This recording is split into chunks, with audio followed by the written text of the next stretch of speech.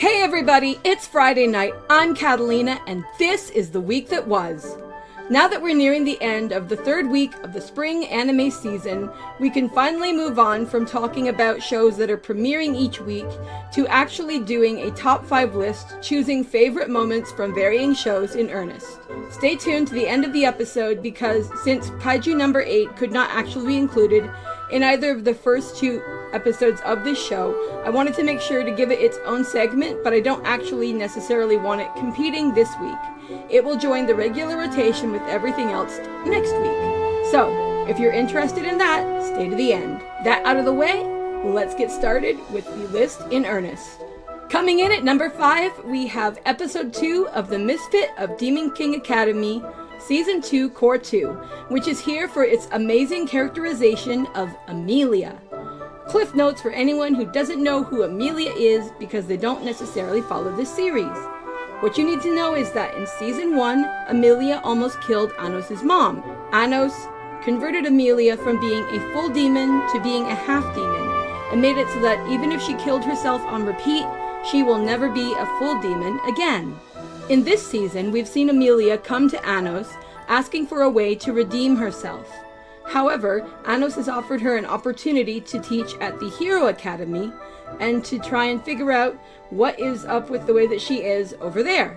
In this episode, what we see is her actually having a conversation with Anos without realizing that it's him, because he's disguised as his alter ego, Anoshu, who is a 6-year-old child prodigy. She actually pours her heart out to this 6-year-old. That was kind of wild, but whatever. Telling the kid that she feels like she's never going to be able to measure up to the person she wants to be. She's upset about the way that she has lived her life, but also at the same time cursing Anos out for the stuff that he did to her and saying that he cursed her and being really upset and really bratty. And yet Anos sitting there in this disguise, listening to all of this, letting her pour her heart out and not saying a damn word, even though part of their agreement in the last episode was that she wasn't going to be able to really complain about this and that she was supposed to just do her damn thing. This shows just as much about Anos' character as it does about Amelia's. It shows the amazing grace and compassion that this character actually has, and it also shows that while Amelia is making progress, she has so far to go. I sincerely look forward to seeing more of what they will actually do with her characterization. I hope that we see more of her in the weeks to come, because what they're doing with her and with the use of Anos' alter ego is absolutely incredible. And as always, if you have not started The Misfit of Demon King Academy, run, don't walk, amazing series, and this is just one of the many, many ways that I could totally sing its praises. Coming in at number 4, we have episode 2 of Konosuba Season 3, which is totally here for that absolutely amazeballs ending to the episode, where we get an inversion of the meme of your princess is in another castle, often classically designed through the Mario series of video games. Well, usually it's something like Bowser grabbing a princess and going away, and Mario getting to the castle and the princess totally not being there. But this time something totally and completely different has happened, because Kazuma and his friends actually got to meet a princess named Iris, and at the end of the episode, it's Iris who grabs Kazuma, the hero, and teleports him away. And it's Kazuma's friends who are left with the "your Kazuma is in another castle" situation. This is going to set up some really potentially funny and awkward situations as the season progresses, and it's amazing to see it make this incredible leap in how it's going to be doing its storytelling going forward. There are so many possibilities of what they could potentially do with this, both from a characterization standpoint and from a jokes and plot standpoint, and I for one absolutely cannot wait to see how they will use it, because this season has been absolutely on fire and I'm sure it's not going to stop here. Next up, rolling in at number 3, we have episode 3 of Re-Monster, which couldn't seem to make up its mind whether it wanted to be a dungeon delving adventure or a sexcapades extravaganza with a harem of the most diverse variety that I've possibly ever seen in anime. And the thing is, it did actually both of these things pretty damn well. The exploration part was amazing. It had really fun use of different tropes from RPGs. our leading man, Gabbro, actually got a hold of some really cool new skills and abilities, and there was a very heartfelt situation with a carbuncle, which is a creature I normally only see in Final Fantasy games, so it was super duper awesome to see that creature actually get some love outside of the Final Fantasy series, so more people will actually know what it is. On the more sexcapades and, like, reproduction side of things, Gabbro definitely got his needs met, and the thing is, it wasn't Gabbro who went out looking for this, it was that this kept finding Gabbro, and poor Gabbro was just like, whoa, because I doubt he thought every lady on Earth wanted him, but it seemed like that was the case. First up, he ends up with a dryad, and he goes missing for like 5 hours, and shit happens, and then he comes back to camp. Every lady in camp is pissed, and it turns out that the reason they're pissed is because there are hickeys on his neck. And then he ends up having a freaking orgy with a bunch of them. And normally I'm not somebody who would be all like, woohoo, about something like that. But the way they actually set this up and the way that they utilized this in both situations was actually done in a way that was incredibly comedic, which is definitely something I wasn't expecting. But given the heartfelt nature of what happened with the carbuncle and the tomb of the wizard they found in the first half, this almost comedic exploration of sexuality mixed with the underlying concern tone of what are all the other male goblins going to be thinking when they find out what Gabbro actually did is a pretty damn good setup for an episode 4, and I wonder just what consequences that Gabbro will be, as he said, taking responsibility for when we get there next Monday. Coming in at number 4, we move from the silly and sublime over to the absolutely heart-shattering, because the ending for An Archdemon's Dilemma, How to Love Your Elf Bride, absolutely ripped my heart in two. We've actually reached this point in the story where Zagan actually got the key to Neffy's collar, and he's gotten what he thinks he's always wanted, which is to become an archdemon. Except he doesn't think it's going to be safe for Neffy to be around him and to be involved with this once he has these powers. So once he takes her collar off, he tells her to leave. The problem with this, of course, is that Neffy doesn't really have anywhere to go, and Neffy still doesn't really have a full set of individual autonomy as a person, or the actual will to survive and the skills needed to actually, like, live a full life. So to suddenly have what was actually helping strengthen and stable her be taken away from her, whether Zagan's intent was good or not, is going to be very hard for her, and I can only imagine just how shattered she actually is. On the other hand, though, and I didn't quite get to saying this when I was doing my discussion for the week on the show, I can only imagine how heartbroken Zagan is about the fact that he's doing this, because while I'm sure he thinks he's doing it for all the right reasons, and I'm sure his heart is in the right place, and I'm sure he feels that it needs to be done, we gotta remember that Zagan ended up getting Neffy because he's, like, madly in love with her. So the idea that he's trying to let her go, not because he doesn't think she's great or anything, but because we know he genuinely wants to protect her, and when a threat that he thought could emphasize her happened at the Archdemon's meeting, made him think of this and make this decision, his whole intent is to keep her safe. I can still only imagine how sad he is, because we get glimpses of what his life was like before Neffy, and it's totally freaking empty.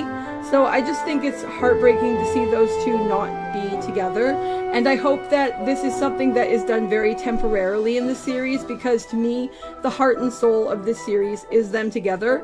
I think this needed to happen. I think that we need to see Neffy choose him just as much as he chose her. But I hope they don't make it take too long, because this just absolutely broke me. And finally, on the top 5, coming in at number 1, we have episode 3 of A Condition Called Love, which absolutely saved my Thursday after that heartbreaking ending to episode 4 of An Archdemon's Dilemma. What I have this episode here for is actually the date that Hananoi takes Hotaru on, because it was just an absolutely sweet and precious date. It gave me vibes of a couple movies I really like. It made me kind of think of the skating sequence in the Happy Gilmore movie, or of situations where Lita was skating with Misha and Janelle in Sailor Moon. So, I mean, I like anything that has skating and flirting involved, and that was definitely going on here. And what really stood out for me about this was that we didn't realize it until later in the story, but it turns out that Christmas Eve is actually Hotaru's birthday, and Hotaru's little sister actually does, like, skating recitals for Christmas on Christmas Eve. So her birthdays kind of get screwed up. And it was super sweet of Hananoi to take her to the amusement park, and then he actually takes her skating, which is hilarious because Hotoriwan, like her sister, is not a skater. But Hananoi is pretty good on his feet, and he's able to hold her hands and keep her safe. And the lights actually go out, which is why I was thinking of Happy Gilmore.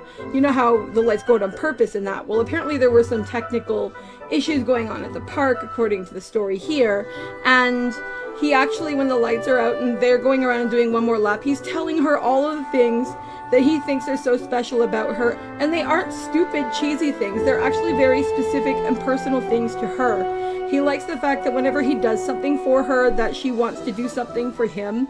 He likes the fact that when she thinks she's wrong, she's willing to acknowledge it and to apologize. He likes the fact that she loves trying new things, and that when she finds something she loves, she wants to share it with other people.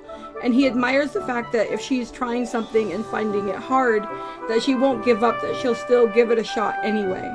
I really liked how personalized the things that he liked about her were to her specific character, rather than being generic, cheesy nonsense.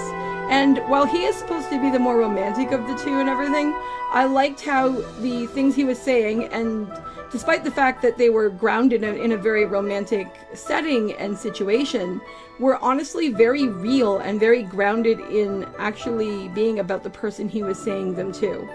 But as I said, this was absolutely fluffy. I wasn't sure what I was going to think of the series when I started episode 1, but with each episode, I'm becoming more and more invested in this couple. And if you like romance and if you like seeing cute couples get together, this is a series I would 10 out of 10 recommend. Run, don't walk. You don't want to miss this. Alrighty then, now that we've got the top 5 out of the road, let's do the last thing, which I promised you guys, which was a quick chat about the first episode of Kaiju number 8, because I can tell that this series is going to be super duper popular this season, and while I'm not going to be covering it in full because I do need a day off, you guys. Anyway, I will talk about it here and there, so let's have a bit of a chat about the first episode. What I will say going in is that, oh my gosh, those kaiju are pretty scary looking, and I think they did a really great job with that. They definitely give off some Godzilla vibes. They also kind of give off some Titan vibes from Attack on Titan. It's not so much that they look the same as those, but the sizing and scaling and everything just really made me think of that. The next thing I will say is that, oh my god, kaiju cleanup has to be one of the grossest things I have ever seen animated in my entire life. Please, for the love of all that is good, if you have not seen the show yet, do not eat food when you are watching the sequence where Kafka and Ichikawa are cleaning shit, literal shit, out of these gigantic monsters and dealing with that, because it was really, really gross. Really, really funny at some points, but really, really gross. Next thing I will say is I love how we are slowly being introduced to what kind of a guy Kafka actually is, that we are seeing him struggle against the kaiju and the other creatures in the world. Even if he is not fully succeeding yet, we see that he has the internal potential and the character and the fiber needed to make the kind of person who would actually be willing to deal with a situation like that. And we can tell that it must hurt him that he hasn't been able to fulfill his goals. The next thing that I will say is that, oh my goodness, the sequence where he actually consumes the bug that's going to turn him into a kaiju, and then the expression between him and Ichikawa, who are both in the hospital when this happens and when they see it for the first time, is one of the funniest things I've seen in anime in quite a bit. As far as stuff in shonen or action or whatever, I really love the comedic versus action tone of this. It kind of also reminds me of what's going on in Windbreaker, although obviously this is more supernatural than that is. But it really gives me good feels, and I think I'm going to have a lot of fun watching this one this season. And if you haven't checked this one out, you absolutely should, because it definitely looks like it's going to be a lot of fun. Anyway, I think that's going to cover everything that I wanted to say for this week. I hope you guys have had fun, and I'd love to know what your top episodes of the week were. So please feel free to drop those in the comments below, and let's keep this discussion rolling. I'll talk to you guys later. Bye!